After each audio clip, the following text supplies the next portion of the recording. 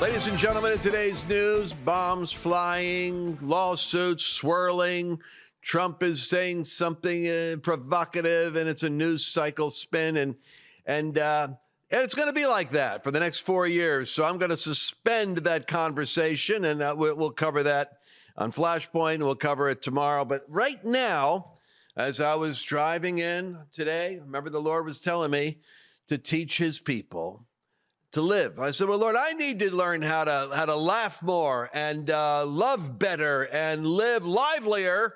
And that's the beauty of teaching. I come from a long line of Ashkenazi rabbis on my father's side.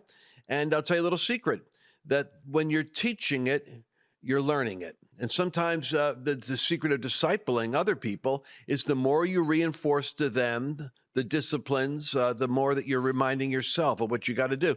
So I put myself in the gymnasium for health every now and then because I have a tendency to neglect it. I run on the battery God gave me, and God gave me a great long-living battery. I love it, but I want to make sure it's taken care of because as I get older, I'm finding myself not having the energy I used to have. And lifestyle becomes a factor. And I've got my dear friend, Dr. Jordan Rubin, who's going to be joining us in a moment. And every time we get together, we talk, and of course, he's Jewish, and I've got this Jewish background. And there's a unique rapport, I think, that Jewish people have with some subjects, and one of them is food. And I was thinking about this segment from Jackie Mason. I watched in New York. I actually met Jackie Mason. I ran into him in a restaurant. He's a fascinating guy. I got a picture with him. But I want you guys to catch the Jewish relationship with the subject of food. It's something which is deep and profound. Watch this. You know, the Jewish people are the only people in the world who gain weight even when they go to a gym or a health club to lose weight. Watch Gentiles in a gym or a health club. You ever see how busy they are? Swimming, jumping, barbells, doorbells, dumbbells, meklap, mehak, they're so busy. They're crashing into walls, into furniture, schwitzing and clapping and hacking. But every Jew is on a bicycle. This is not good.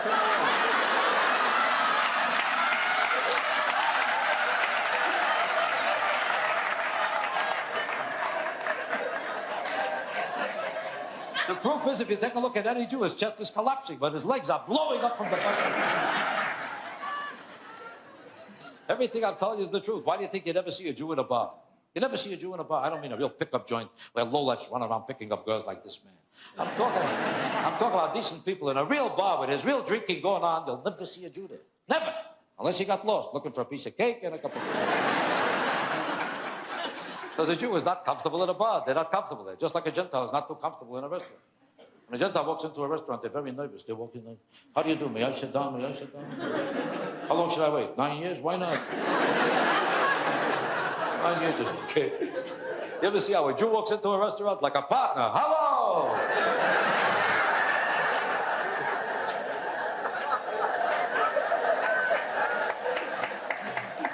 Let me see my table. No matter which table you show him, you call this a table for a man like me? I don't sit so close to a wall, so far from a window. My wife don't like to face this way, I don't like to face that way, we don't like to face this way. Why is there so many people in this section? They could be moved over here. The Gentiles ate 4 meals already, the Jews are picking furniture. Let me see.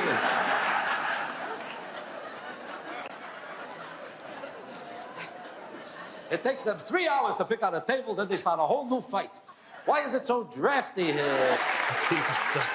The reason why I'm laughing is because my wife knows this is true. I walk into a restaurant, I act like I own the place. And I'm always complaining about a draft. Even here in the office. Why do you think I'm wearing the clothes I'm wearing? Because I got a draft in the back of my neck. Dr. Jordan Rubin, will you please join us? Isn't it true when I go to the health club? It's true. I'm on the bicycle. All the Gentiles are doing this and pumping and with steroids. I'm on the bicycle doing cardiovascular. That's why I caught this clip. There's an element of truth to this, isn't there? Well, I'm laughing for a lot of reasons, but the best part for you, Lance, is you have an accent that is similar to a New York Jew, Jackie Mason, et cetera, whereas I have sort of shed such an accent. But I do think that it is very, very interesting how certain people groups act very characteristically And Jackie Mason has great permission to make fun of Jews and Gentiles, apparently, which is awesome. But I can tell you just from the flood of memories, my grandmother, my great aunt, like anyone gets married and they feel like it's their job to determine what Uncle Fred's going to wear, who's going to sit next to who. Precisely. They literally don't talk to each other for 10 years because at Sonia's bat mitzvah, somebody sat at a different place and, wore a different dress. And it is unbelievable. And what people should know is in Judaism, particularly modern, in the US, it's very much a matriarchal society in the sense that the grandmothers, the bubbies, have like these huge personalities, boss everybody around, and you're wondering why all the men are dying young. They got to get out of here. No, it's true, man. And what I noticed is my father pointed out to me, my own story, and I know I want to get into our nutrition discussion, but my father, he hid my Jewish background from me because of persecution that he had gone through. His mother was a Gentile, his father was Jewish, and he didn't want anyone to know about his background. And he told me, he said the Jews would treat him like he was half breed because his mother was Gentile, and the Gentiles persecuted him because he was Jewish, and he didn't want me to go through that. Now, of course, I'm a Christian. I said, Dad, you don't understand that in our community, the Jews are celebrated. I mean, everyone thinks they're messianic. They're converting to Messiah. The Gentiles are trying to become like Jews in Christian communities. So he said, did it ever occur to you that you only date Jewish girls? And I thought about it. Jackie Fink and Ellen Levitt, all the girlfriends I had were Jewish at that point in my life. And my best friends, Richard Kind, who's on Curb Your Enthusiasm right now, Matt Kramer, all Jews. He said, you have a natural connection with Jewish people. You're always going to have that. So I think there is something about this Einstein. Look at Bernstein, Einstein, Steinfeld. Jewish people have always had a unique contribution in American culture. They've never been more than 2% of our population. But they have a disproportionate impact upon all of the sciences and all of the mind molders. So it doesn't surprise me that Jew with a Jewish background and a belief in Yeshua and an encounter with the Holy Spirit would be coming up with unique discoveries that the 2% that you are is going to affect the rest of us. So talk to me about the latest that came out of the Edison laboratory. I'm asking you to go into the archives to get the Coke classics. You have something here that you developed years ago. And Chelsea's with us today. Chelsea is all things nutritional, ancient nutrition, and all products. And she talked to me about the super greens. She started stuffing gummies in my face the other day, and I'm loving them because I like something chewy. It's, I'm taking pills. I'll tell you the truth, Doc. I'm getting tired. I'm pills and powders and drinks and shit. But now a gummy, something to chew. Talk to me about the super green gummies and what it's. You put something in these all the time that blows my mind, whether it's antioxidants or anti-inflammatories or some other thing it's doing. What's in these super greens? It is very simple. There are powerful vegetables and fruits, which you're going to recognize. You're going to look on the label and you're going to see a plethora of fruits and vegetables. And we wanted to fortify the product with whole food and methylated nutrients. And I know this is going to get into a big discussion because methylated is a scientific word, but let me say this.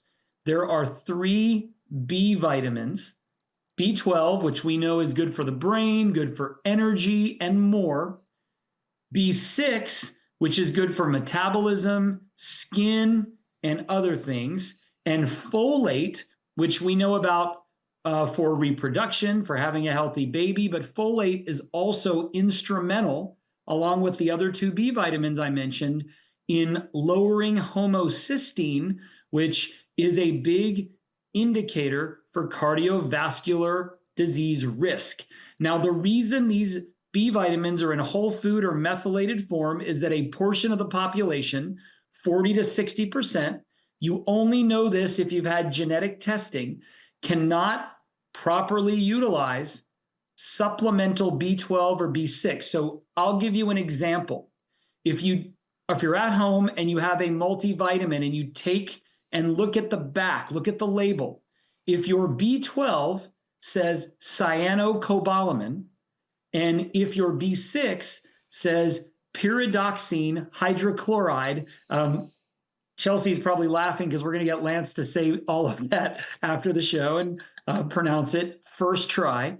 But what that means is you have synthetic B vitamins that some people cannot tolerate. And what's worse, they may be causing you harm. So what Organic Super Greens gummies can do for you, it's a good tasting, super convenient way to get your greens. In fact, the antioxidant potential of one serving of fruits and vegetables in every serving of these gummies, plus you get 3 easy to utilize B vitamins for energy, cardiovascular health, and brain power. And best of all, you can say you ate your veggies. Wow. So the link on that, folks, you want to grab it is lancewallnau.com/what? Greens? Yeah, lancewallnau.com/greens. And if you're watching on Facebook or Instagram, just put greens in the comment. Every purchase you make with this greens product with Ancient Nutrition through Lance's stuff helps support what we do here with Lance in the studio, with the show. It just is such a great way to help support what we're doing so we can keep bringing more products to you. And this is such a great product for yourself, for your family. Jordan, I actually want to ask you a question. Is this safe for kids? Because I'm constantly trying to bribe my friends to make their kids healthier. So I'm wondering, this would be a good... Chelsea, the answer is yes. I think right on the label, and you can correct me if I'm wrong, it says ages 4 and up. So you can, this is just based out of memory. So we always try to be very cautious, but so kids that are sort of above toddler and then pre-K age, they'd be awesome actually to send along to school, because here's what's funny. You're not allowed in most schools to send vitamins and supplements unless they go through the school nurse. But you are absolutely allowed to send them gummies because people think they're typically candy. So I think this is a great way to get your children who are 4 and up and your husband who acts like a child and won't eat his veggies who is 60 and up, right? So let's be realistic here. This is not something that people like to do without kicking and screaming. They don't want to eat kale. They don't want to eat spinach. They don't want to eat celery. Sometimes they'll eat onions as long as it's in a meatloaf. And I want to be real clear. We played that clip earlier, but this special is available for Jews and Gentiles. I want to be absolutely clear. I don't get to say that on any other programs, but if a Gentile's banging his head against the wall in a gym, he's going to need some kind of support, he or she. And so I'm sure I'm going to be canceled now, Lance. No, not on my show. Not on my show. Our people are used to me schlepping and using all kinds of Yiddish. But then this is the other thing which is fascinating. You've got 10 digestive enzymes. I like to, Mercedes will tell you, I get sold so easy. If people use the right language, I'm buying left and right. But alkalizing, I love that word alkalize now because I know that the acidic water, we now have alkalizing water and alkalizing greens, antioxidant filled fruits, like 15 these superfoods. I'm not even sure what makes them a superfood, but I know that they're a superfood. It's like being a mega power in the world. But this thing here with 17,000 pesticides are in use today. But, we don't even talk about this. And this weird thing is people don't know what they're eating, and they get pesticides. Thank God Robert Kennedy's running around now making America healthy because there's pesticides that are in the plants now. So they're what you call systemic. But you avoid that in all your super green products. Is that not right, Jordan? That is correct. Anything that says certified organic or has organic in the name means that the foods, ingredients, and components were not grown in chemical fertilized soil and did not utilize synthetic toxic pesticides, herbicides, fungicides, and insecticides. Here's the thing. We use in the United States thousands of chemicals that are not approved anywhere else in the world. In fact, I want to say that 1,100 chemicals are allowable by the FDA in skincare products in the US. And I think all but 7 of those 1,100 are banned in Europe. What do they know that we don't know? And this is where you get into all the lobbying and the politics and the draining of the swamp, because frankly, we absolutely need it. Now, let me make a point that may seem a little bit out of sync here, but it isn't. How many of you that are watching me, you travel, you preach, you teach, you're on the road, you're like me, you're in a studio, you're in an office, you're not working from home, you're not all working from your kitchen table. That's why these are so great, because I'm always looking for what I could take with me on the road. Now, truth be told, I now have my powders. I can't take my big tubs of Jordan's product, but I take them in baggies because Chelsea showed me how to do it. And I make my shakes in baggies. So I've got my little shake up little thing like this, and I go on the road and I do this. But before I preach, before I teach, I don't like to go out and eat a big meal. I'll eat afterward, but I have the shakes during the day. Now, here's the other thing. Now these are going to join my arsenal, because I could be on the plane, I could be in the car, I could be in the office, I could be in Washington, D.C., or wherever I'm at, but I've got my baggie of gummies. I've got a container of these with me because I can pop these in. And by the way, the strawberry watermelon flavor is delicious. That's why I was supposed to have like 2, but I cheated. I had 3.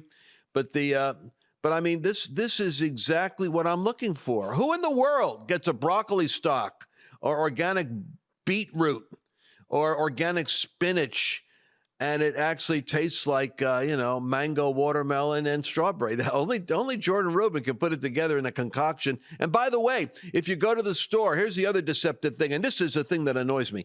I go to the store and I look at all the products that are there now. Do you know how much sugar is in those gummies that they have? They'll have these chewable things. Then you look at it, it's like having a candy, but you guys have low threshold of sugar. And I think you're even using a tapioca byproduct and cane sugar or something. Is that right? So they're sweet, they're tasty, they don't taste like you're eating broccoli. They taste like fruit, and the sugar is disciplined, right?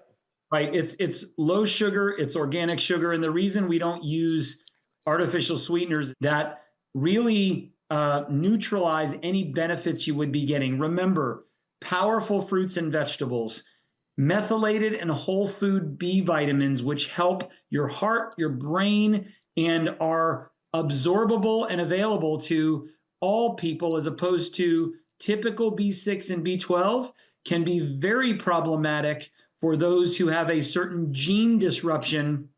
And if you've not been genetically tested, you don't know who you are. So we always want to assume that we need to create products for everybody, no matter what their genetic makeup is. Oh, are you talking about the MTHFR gene mutation? Yes, absolutely. That is the gene mutation that causes you not to methylate properly, which means you can't take a normal B12 or a B6 that you'd find in your supplement, your multivitamin, and metabolize it, and it actually causes harm. These are pre-metabolized or already methylated.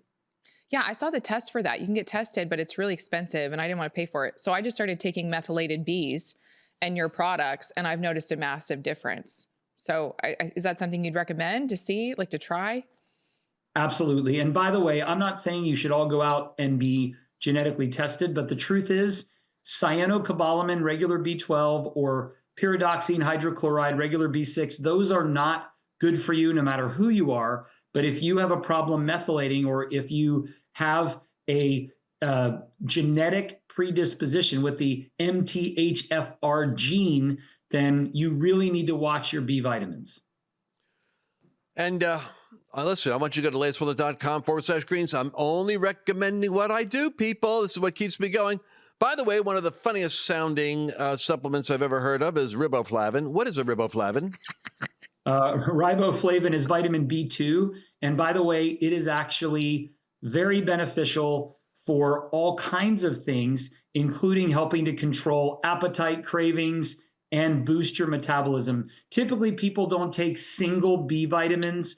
They're kind of all important as a group, but riboflavin, vitamin B2 is one such vitamin that's very important. Okay, Chelsea, one more free question here while we got the doctor. Okay, I want to ask both of you this. So I read this Bible verse, 1 Corinthians 10:31. So whether you eat or drink or whatever you do it all for the glory of God.